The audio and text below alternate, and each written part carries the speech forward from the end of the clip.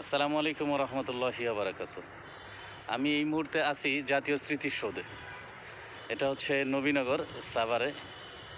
আমি এখানে একটু ঘুরতে আসছি, কিন্তু ঘুরতে এসে দেখে যেটা আমার কাছে সবচেয়ে বেশি খারাপ লাগতেছে সেটা হচ্ছে যে এই মুহূর্তে আমাদের পাশে যে লেকটা আছে, এই উন্মুক্ত মঞ্চের পাশেই একটা লেক আছে, ছোট একটা পুকুর।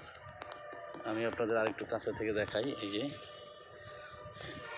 এই পুকুরটা পানিটা অত্যন্ত নোংরা হয়ে গেছে, একেবারে নোংরা, মানে খুবই দুঃখজনক। এটা আমার কাছে অত্যন্ত খারাপ লেগেছে।